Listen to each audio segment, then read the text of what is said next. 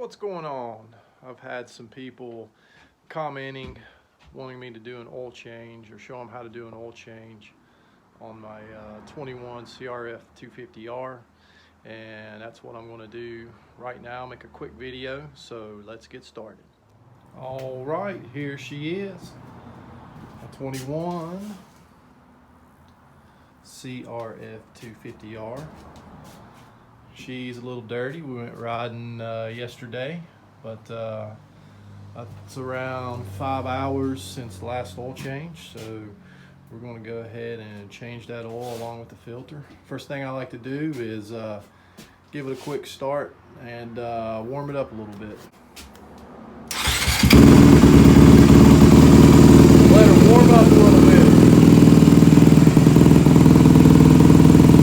After it's warmed up, go ahead and get your bike on a triangle stand, and I'm going to remove the case guard, 10 millimeter right here on this side, on the other side as well, and then a 10 millimeter up under here, right there.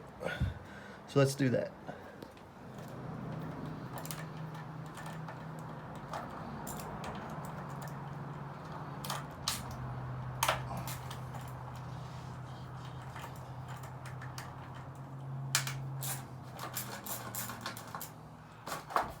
There we go. 3 bolts and it pulls right off. Next thing, go ahead and take off your oil filler cap so you'll get a better flow when you unscrew the drain bolt. Get you a 6 millimeter Allen. That's for your drain bolt. And obviously a drain pan.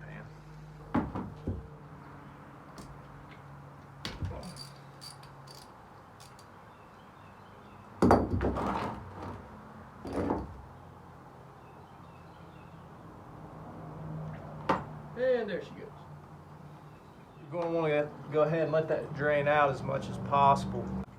You're going to want to hold the kill switch button and bump your starter a few times to purge the remaining oil out of the motor. And you can kind of rock the bike, tilt the bike back and forth a little bit, and that'll also help get the oil out.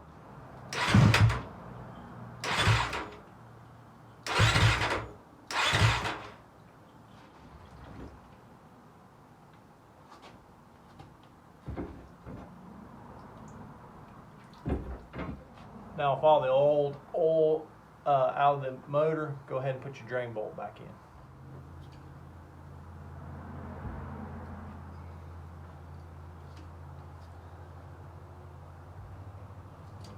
There, that should be good.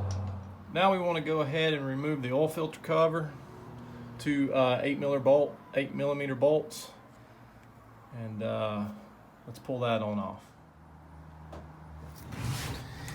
If you got a bad memory like me, sometimes you pull things off, you don't know the orientation in which they go back on. Sometimes for certain things, I like to use a little marker. It's just a little tip. Put a mark on the case and then a mark on the cap. And that way you can just put it back on that way.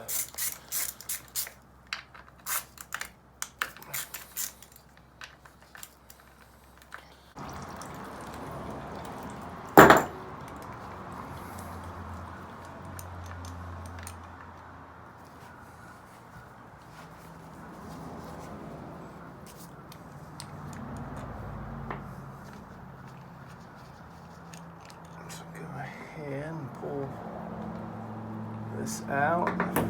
There's going to be a little spring back in there.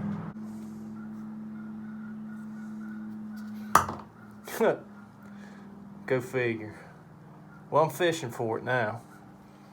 All right. A little spring comes out too.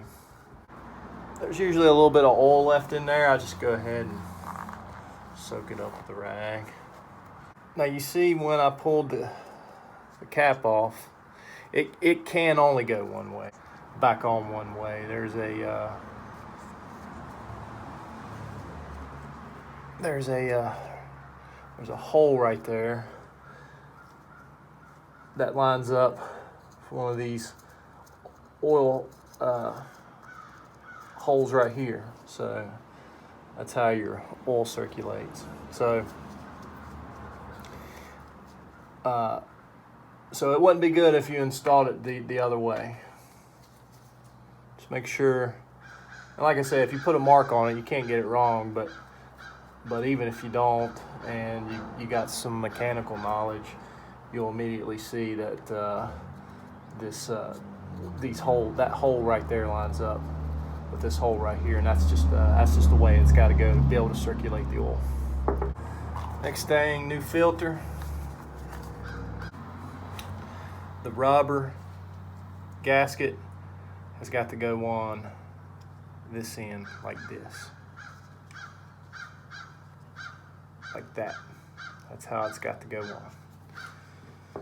And the manual states to put a little bit of grease on this ring, I assume, to maybe help it stay in the filter as you're putting it back in, because this spring can't come off. It's got to stay on. Just a little bit of grease on that. A little grease on that, like that. Put on the filter.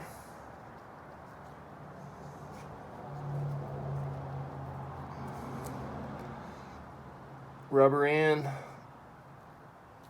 towards the cover. And there is you probably can't see it from this angle, but there's a little pin that sits down into the spring, and that's how it's got to go in. So make sure this doesn't come off as you're sliding it in.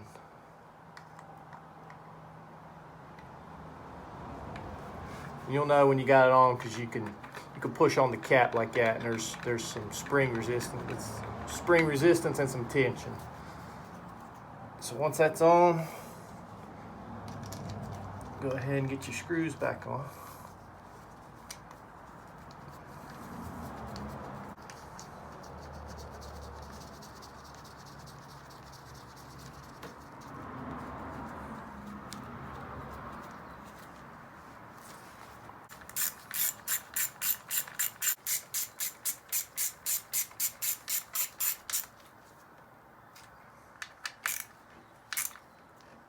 Get those two 8mm bolts nice and snug.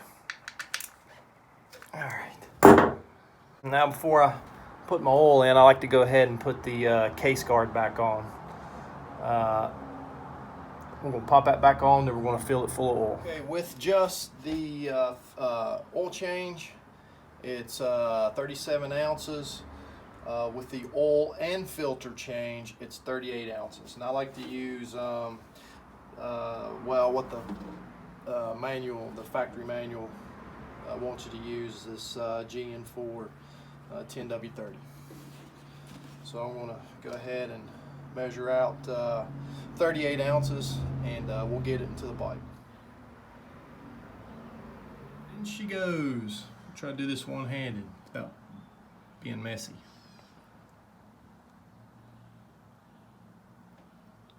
It's kind of being messy.